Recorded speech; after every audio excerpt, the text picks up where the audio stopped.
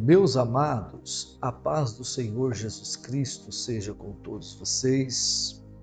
Sejam todos muito bem-vindos a mais uma aula para a glória do Senhor nosso Deus. Esta é a nossa classe de exposição bíblica no livro de Salmos. Estamos iniciando a partir de agora a nossa aula de número 11. Então, a nossa correspondência bíblica é o Salmo de número 11. Pegue a sua Bíblia, vamos ler.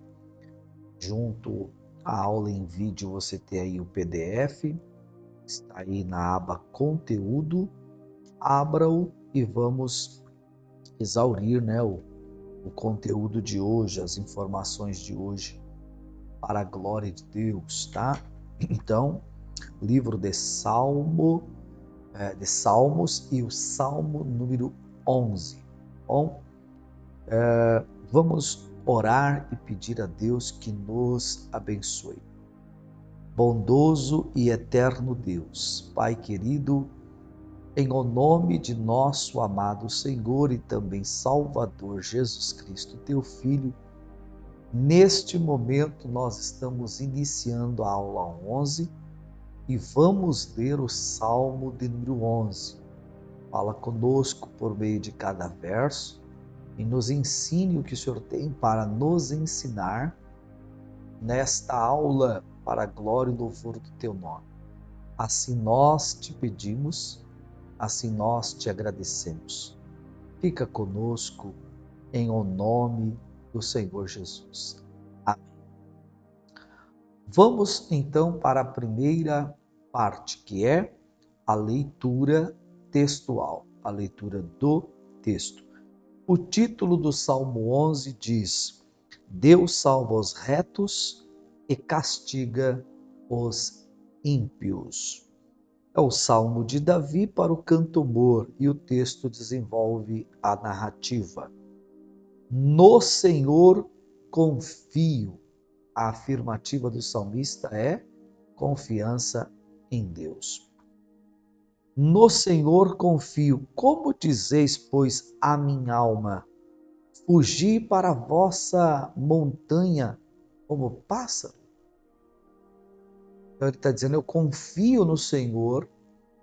Como pode a minha alma, ou alguém dizer para a minha alma assim, foge para a montanha como se você fosse um pássaro? Ele está dizendo, não, eu confio no Senhor. Verso 2, porque eis que os ímpios, o que os ímpios fazem? Ponto 1, armam arco. Tá aí, ó. Armam arco.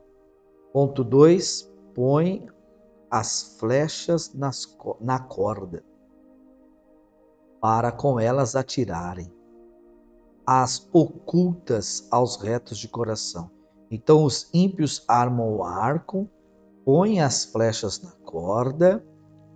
Ponto 3, então, é para atirarem com elas, as ocultas, as escondidas, para atingir aos retos de coração. No verso de número 3, que é o que nós vamos ponderar como tema, diz assim, na verdade, que já os fundamentos se transtornam. Que poderá fazer o justo? Então vejam, na verdade, que já os fundamentos se transtornam. Que poderá fazer o justo? O que o justo pode fazer quando os fundamentos se transtornam?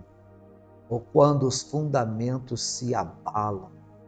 Quando os fundamentos são destruídos, o que poderá fazer o justo? Vamos pensar sobre isso. Verso de número 4, nós temos aqui algumas afirmativas muito importantes. Primeira afirmativa, o Senhor está no seu santo templo. É uma afirmativa.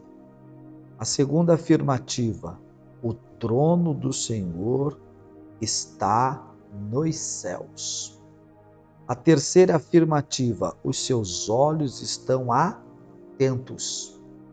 Os seus olhos e as pálpebras, é a quarta afirmativa, as suas pálpebras provam os filhos dos homens. Lindo, né? Verso 5, outra afirmativa, é a quinta afirmativa. O Senhor prova o justo, mas a sua alma aborrece o ímpio que ama a violência. Verso 6, sobre os ímpios, aí, olha só aqui essa questão dessa pequena frase, sobre os ímpios. Sobre os ímpios. O que virá sobre os ímpios? Começa no verso 6, aí fecha o verso 6 com a frase assim, eis a porção do seu copo. Eis a porção do seu copo. Sobre os ímpios virá o quê? A porção do seu copo. Sabia disso? Sobre os ímpios virá a porção do seu copo. Todo ímpio tem um copo diante de Deus, que é a sua vida. E há uma porção para esse ímpio, como retorno da sua impiedade. Mas o que vem nesse copo? No verso 6 diz, chover laços. Então veja, chuva de laços. Que mais? Chuva de fogo. Que mais? Chuva de enxofre. Tá vendo? Chover laços, fogo e enxofre. E vento tempestuoso. Então, no copo dos ímpios, há laços, há fogo, há enxofre e há vento tempestuoso. Ou seja, o Deus que está sentado que está no seu santo templo, no verso 4, está sentado no seu trono nos céus, e tem os seus olhos atentos, cujas suas pálpebras provam os filhos dos homens, que prova o justo, no verso 5, ele tem um copo para os ímpios. Fogo, laço, fogo, enxofre e vento. Deus sabe tratar com os ímpios. E no verso 7, porque o Senhor é justo e ama a justiça, e o seu rosto está voltado para os retos. Olha que benefício. Deus é reto, glória a Deus. Deus é justo, ele ama a justiça e ele também, o seu rosto está voltado para aqueles que são retos.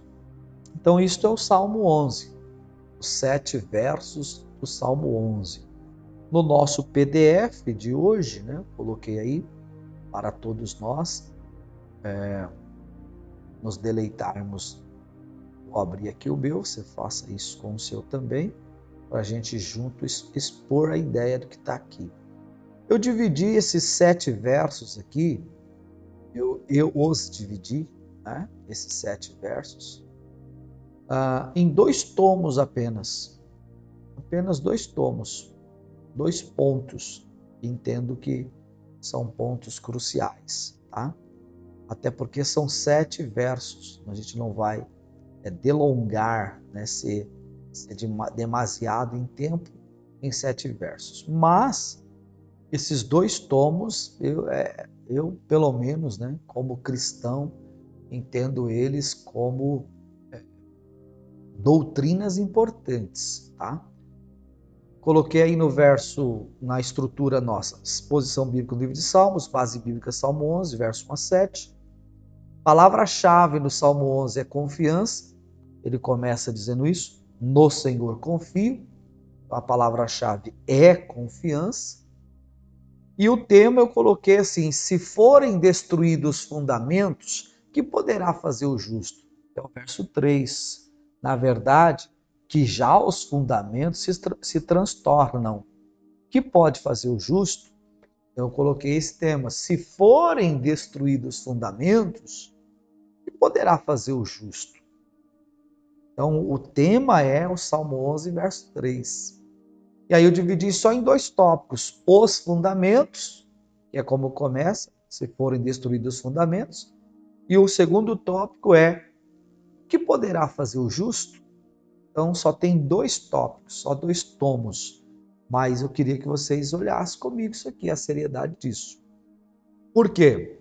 eu coloquei assim, ó, é dever da Igreja de Cristo, assim como de cada cristão individualmente, cuidar com zelo e temor dos fundamentos da nossa fé. Então, quando você lê aqui, ó, na verdade que já os fundamentos se transtornam. Que fundamentos são esses? Esses são os fundamentos da nossa fé.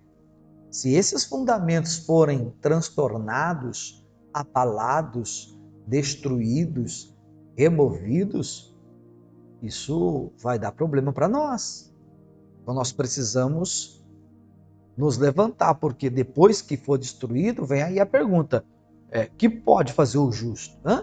Vai fazer o que depois que os fundamentos forem destruídos, removidos, transtornados, abalados? Então é dever da Igreja de Cristo, como também de cada cristão individualmente, cuidar com zelo e temor dos fundamentos da nossa fé. Precisamos defender os nossos fundamentos agora, para não termos que chorar no amanhã em oração. E olha que é muito sério.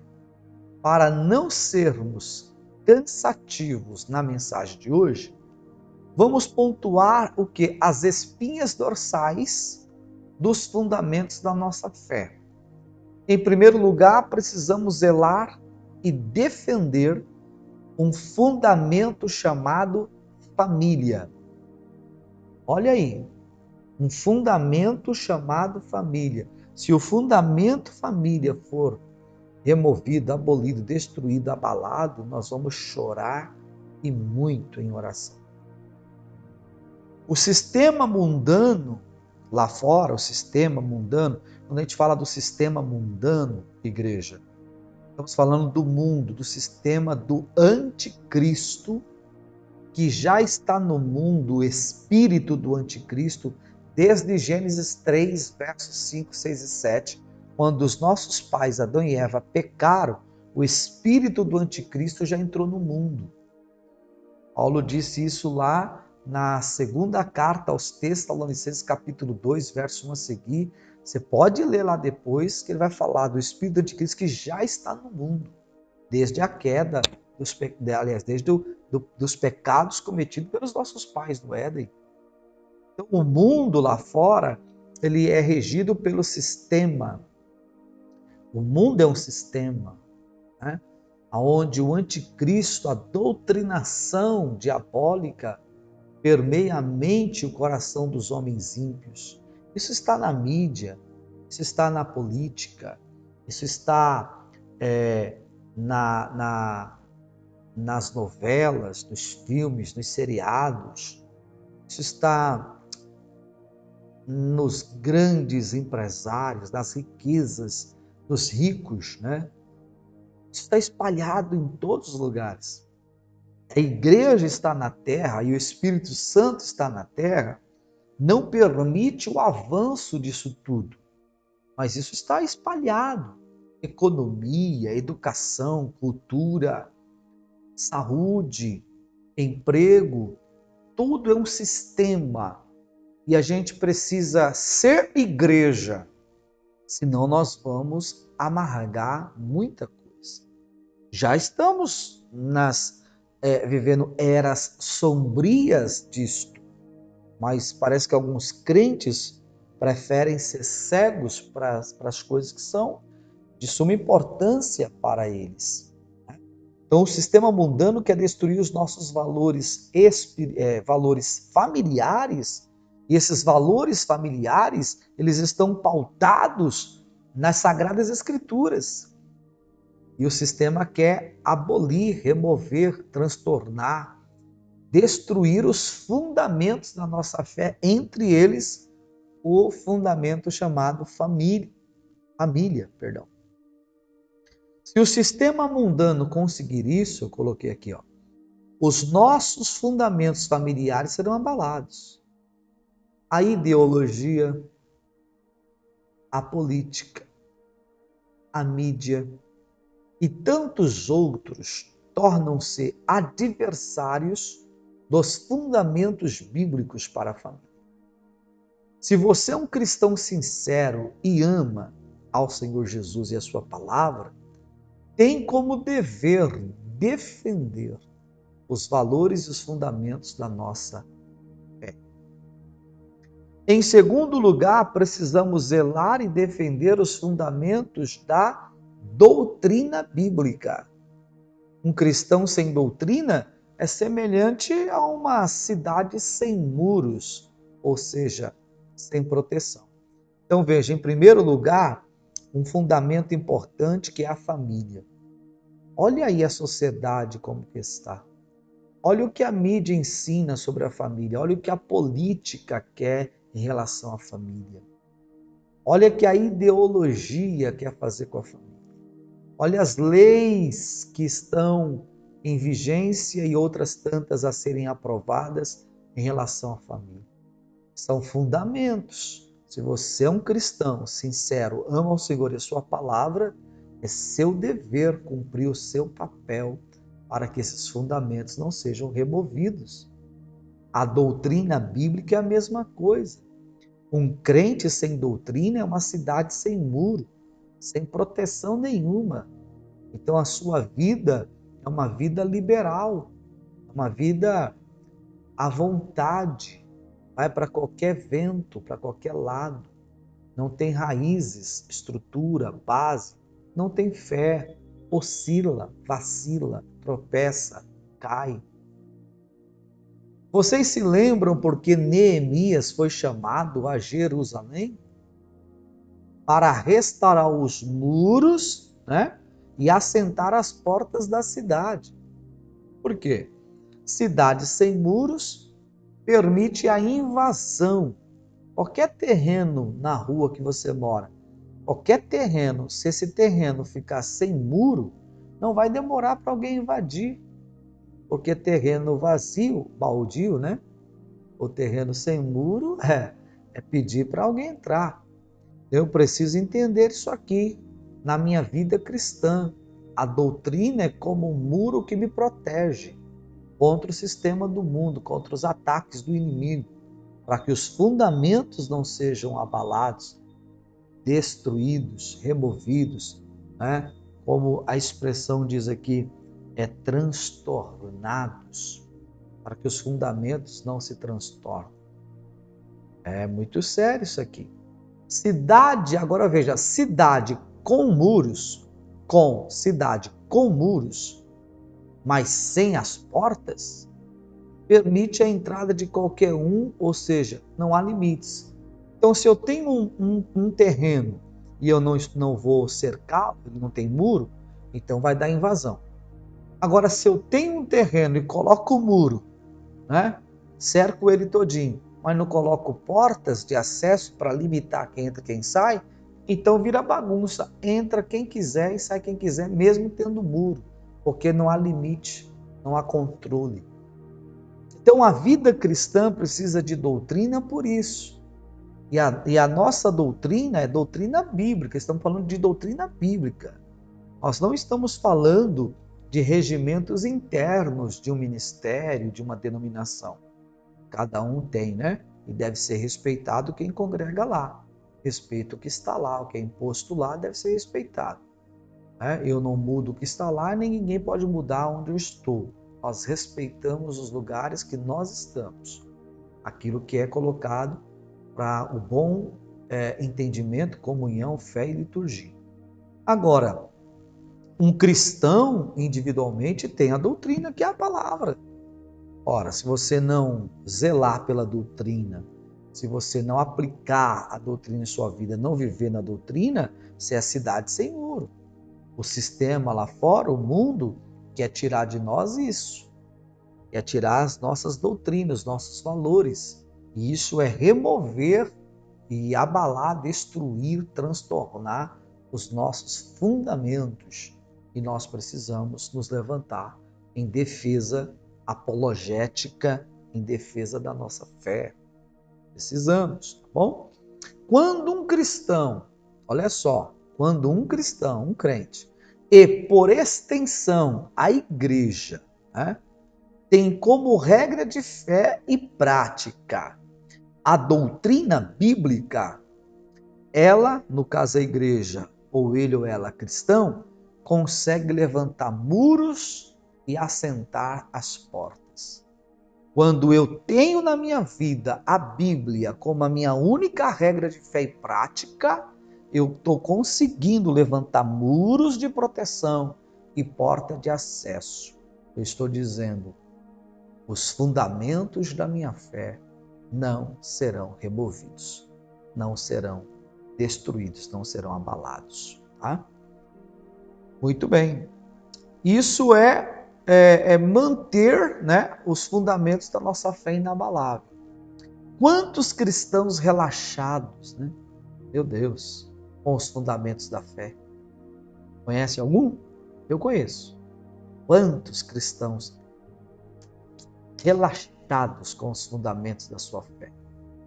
Não zelam, não prezam, não valorizam, não defendem. Pode olhar como que é as suas vidas também. A bancarrota, mais para lá do que para cá.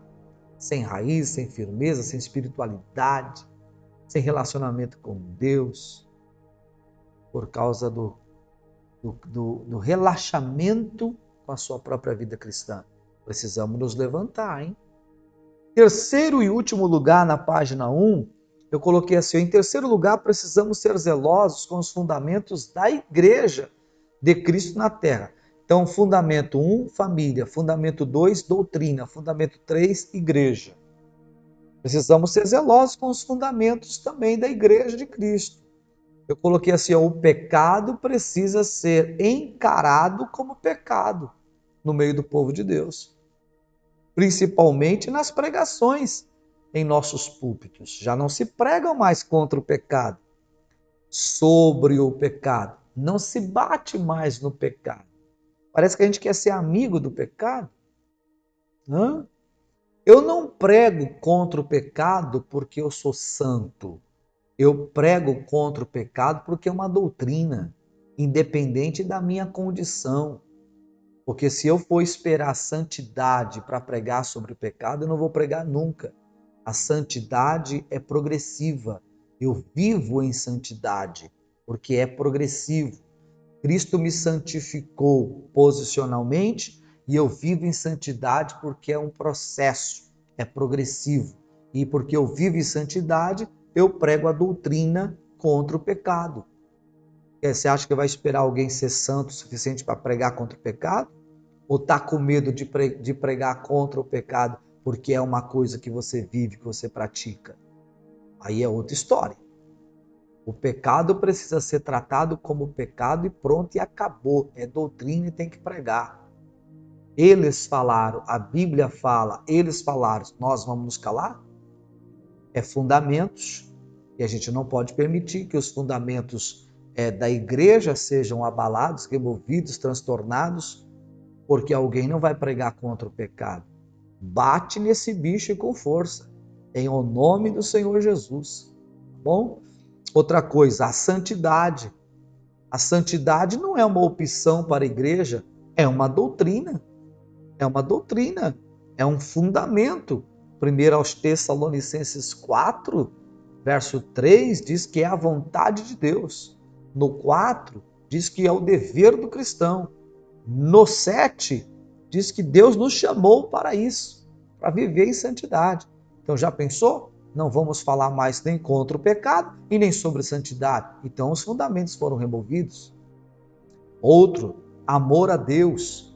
Amar a Deus acima de todas as coisas é fundamento, é primeiro mandamento. E segundo, semelhante a ele, amar ao próximo também é fundamento. Se nós não zelarmos por isso, pregarmos, ensinarmos, dissertarmos e vivermos isso, então esses fundamentos vão ser abalados. Então, aquele que amava a Deus ama a si mesmo. E aquele que amava o próximo passa a odiá-lo, a persegui-lo até matá-lo. Esse é o sistema do mundo. Esse é o sistema do anticristo.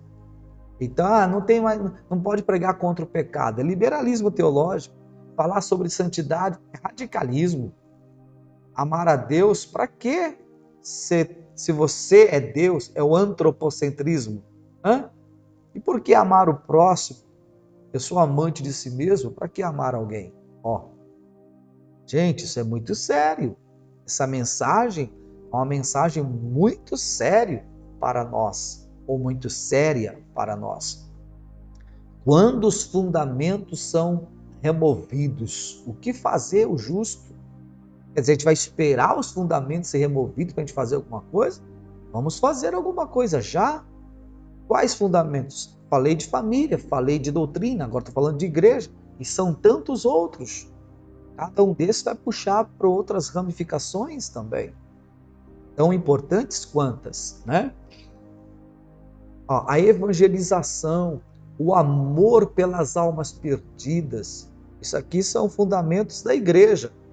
Pregar contra o pecado, falar sobre a santidade, falar sobre o amor a Deus, o amor ao próximo, sobre a evangelização, sobre a paixão por almas perdidas, comunhão com os irmãos, a espiritualidade da igreja e a volta do Senhor Jesus para buscá-la. São fundamentos que não podem ser removidos ou abalados. Então, nós não podemos permitir que os fundamentos da igreja sejam removidos, transtornados, abalados, destruídos. Quais fundamentos? Pregar contra o pecado, pregar sobre a necessidade da igreja viver em santidade, pregar sobre a necessidade da igreja amar a Deus acima de todas as coisas, pregar sobre a necessidade da igreja amar o próximo como a si mesmo, pregar sobre a necessidade da igreja evangelizar, pregar sobre a necessidade da igreja amar os perdidos, as almas perdidas, pregar sobre a necessidade da igreja ter comunhão uns com os outros, amar os seus irmãos na comunhão, pregar sobre a necessidade da igreja amar a volta de Cristo ao ponto de aguardar, estar pronto para esperar a volta do Senhor Jesus, pregar sobre a espiritualidade da igreja e manter uma vida cheia do Espírito Santo, ativa, viva para o arrebatamento. São fundamentos inabaláveis. Nós não podemos permitir que esses fundamentos sejam removidos. Por quê? Porque na página 2 eu coloquei: o que fazer o justo?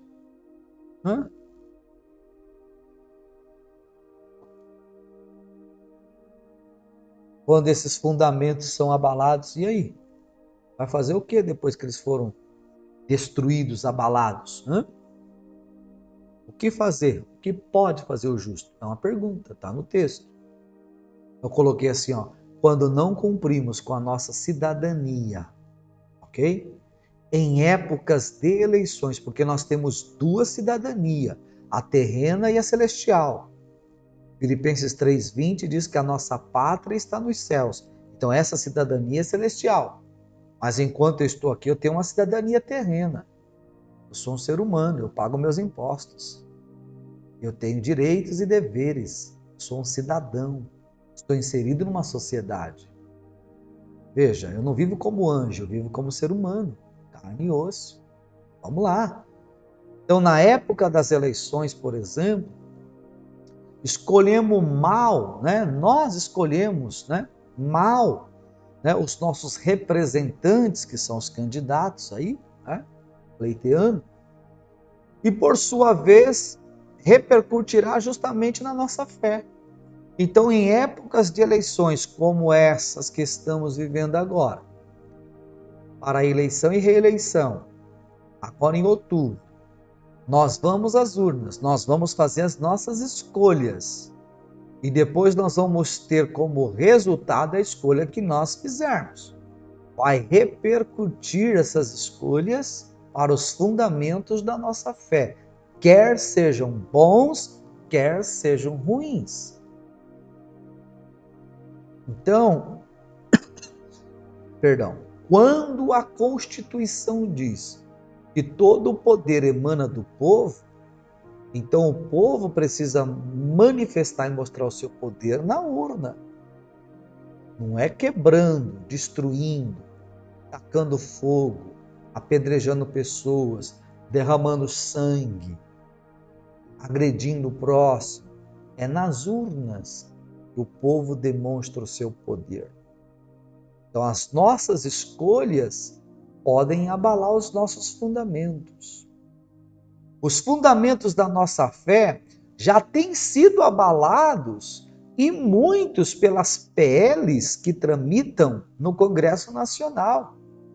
As PLs que tramitam lá no Congresso Nacional são milhares e milhares delas contra os nossos fundamentos. Fundamentos que me refiro, Bíblia, palavra de Deus. E se não fosse homens e mulheres que temem ao Senhor, que zelam pelos fundamentos, estando lá para entrar em choque, hoje nós estaríamos amargando muitas coisas que a Bíblia condena, que é a nossa regra de fé. Se você é um cristão e não tem a Bíblia como regra de fé, você nem crente é, cara.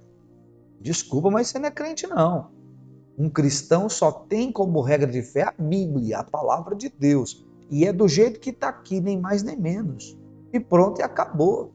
Deu, não deu, cai fora. Então nós precisamos ser zelosos pelos nossos fundamentos. A ignorância de alguns servos de Deus, as escolhas erradas de outros, tem favorecido o nosso adversário. A ignorância dos crentes, as escolhas erradas de outros crentes, tem favorecido o diabo. Como é que pode? Quando um cristão diz assim, ó, a política é do diabo. Você já ouviu isso várias vezes, não ouviu? Pois é. Nossos fundamentos, quando alguém diz isso, nossos fundamentos estão sendo abalados, pois o diabo vai fazer politicagem com a igreja. Eu simplesmente sou um cristão e digo, a política é do diabo. O diabo pega a política e faz politicagem comigo. E aí? Dentro da igreja. Porque eu disse que a política é dele. Poxa vida, a gente precisa entender. Você tem que entender pelo menos o que é política, a definição do que é política. Por exemplo, Deus é político. O que é uma teocracia, é Deus governando. É o governo de Deus. Agora, se os homens governam segundo os seus preceitos, os nossos fundamentos estão abalados. Agora, se os homens governam segundo os preceitos divinos, os fundamentos são mantidos. Quando a gente fala de governo, nós não queremos, como igreja, ser privilegiados em detrimento de outros. Isso também não é bíblico. O texto diz que quando um justo governa, o povo se alegra. A alegria de todos, não é de uma classe. Mas eu, como cristão, eu preciso usar a sabedoria para escolher corretamente, para não remover os fundamentos, porque vai atingir os fundamentos. Então tem que ter sabedoria. Aí eu coloquei no segundo parágrafo assim, ó. Mas o que o justo poderá fazer se os fundamentos forem destruídos? O que um cristão pode fazer ou poderá fazer se esses fundamentos vierem a ser destruídos? Lembrando que estamos vivendo sombras disso. Né? Eu coloquei assim, em primeiro lugar, uma das coisas que o justo pode fazer nesse caso em específico é voltar-se para o Senhor, em oração sincera. Pois é. Quando o fundamento é destruído, o que resta para o justo é a oração. Ele tinha poder de escolha antes, escolheu errado, o fundamento foi destruído, agora vai ter que orar. Vai ter que orar e muito. O povo de Deus precisa orar e encarar com seriedade os perigos de termos os nossos fundamentos abalados. Nossa forma de fé, culto, doutrina e relacionamento sendo mudados segundo os padrões liberais e libertinos, tá? De um sistema mundano. Liberais, libertinos, que seria imorais, né? Eu tenho que tomar muito cuidado, porque se os fundamentos forem abalados, eu tenho que voltar-se para Deus com sinceridade e muita oração e lágrimas, porque vão alterar valores espirituais e doutrinários com relação à igreja.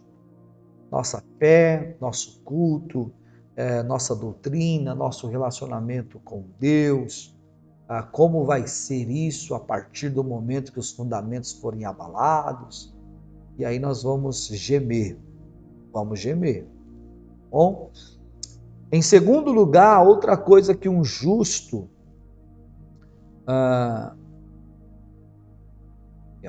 em segundo lugar, outra coisa que um justo pode fazer em caso de os fundamentos da nossa fé serem abalados, além dele voltar-se para Deus em oração, é restaurar o altar da sua própria vida espiritual. Da sua própria vida espiritual. Não pense esse cristão que ele vai encontrar facilidade em um mundo corrompido e corrupto. A doutrinação do sistema mundano é imoral e vergonhosa. Um cristão sincero que ama o Senhor e deseja estar com Ele na sua glória, precisa ter a sua vida no altar. É necessário voltar ao Senhor em oração e restaurar o altar em confissão de pecados. Precisamos pedir perdão ao Senhor pelos nossos pecados de omissão. Fomos omissos. Fomos omissos quando deveríamos defender os fundamentos da nossa fé e não o fizemos. Precisamos nos arrepender da nossa falta de sobriedade. Andamos nessa terra como se fôssemos ébrios, bêbados, vacilantes, cambaleantes, tropeçando os pés. Ou seja, sem lucidez daquilo que estávamos fazendo e escolhendo. E agora somos, os nossos fundamentos familiares, doutrinários e eclesiásticos, que é o ministério, a igreja, estão sendo abalados. Fomos colocados nessa terra para sermos representantes de Cristo e não do anticristo. Isso é sério o que nós estamos lendo, estudando aqui no Salmo 11, verso 3, é muito sério. Se os nossos fundamentos forem destruídos, abolidos, tirados, transtornados, nós vamos gemer às mãos de um sistema, de um anticristo. A gente precisa ter noção dessas coisas, porque não vai adiantar depois chorar. Nós vamos amargar, nós vamos sofrer isso aí. Por isso que é difícil. Você está longe das informações, pensa que está tudo normal e não é normal. Estamos em guerra, declaradíssima a nossa guerra.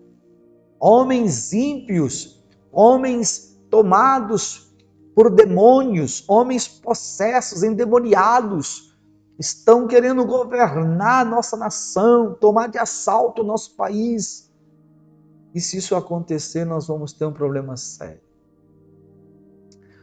Em terceiro e último lugar, mais uma coisa que o justo deve fazer quando os fundamentos estão abalados, é aplicar a palavra de Deus em sua vida e ministério. Primeiro, voltar-se para Deus em oração sincera. Segundo, restaurar o altar da própria vida, porque senão não vai aguentar. Vai negar Jesus. Vai negar Jesus. Terceiro, aplicar a palavra. Aplica a palavra na sua vida e no seu ministério, porque nem só de pão viverá o homem, mas de toda a palavra. Meu Deus, Jesus nos ajuda. A oração é falar com Deus, que é o ponto 1. O que fazer? Orar. Arrependimento é voltar-se para Deus, é o ponto 2, restaurar o altar. Aplicar a palavra é ouvir a voz de Deus e por ele ser conduzido. Quando eu estou orando, eu estou falando com Deus. Quando eu estou arrependido, eu estou me voltando para Deus. Quando eu estou aplicando a palavra, Deus está falando comigo e me dando direções. Não podemos esperar que um tempo de fome pela palavra de Deus e sede pela sua presença chegue até nós para então nos levantarmos. Precisamos de um despertamento espiritual urgente. É decisivo. Nós temos o poder de decisão como cristãos, porque somos uma sociedade em temperança. Você não pode esquecer que somos representantes de Cristo na terra como igreja. Você não pode esquecer que somos nação santa, sacerdócio real, povo adquirido. Nós temos um poder de influência tremendo. Então exerçamos, senão nós vamos chorar.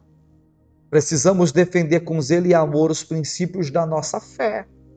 São esses princípios que se tornam os fundamentos. Se eles forem removidos, vamos chorar amargamente. Aí, esse é o Salmo de número 11. Aí a aula de hoje. Deus nos guarde. Deus tenha misericórdia de nós. Que Deus nos ajude para que possamos viver em paz, debaixo da bênção de Deus e dando continuidade ao que o Senhor confiou a cada um de nós até que Ele venha. Até que Ele venha. Um abraço fraterno a todos, Deus abençoe. Até a próxima aula, Salmo de número 12, se Deus quiser e assim permitir. A paz do Senhor.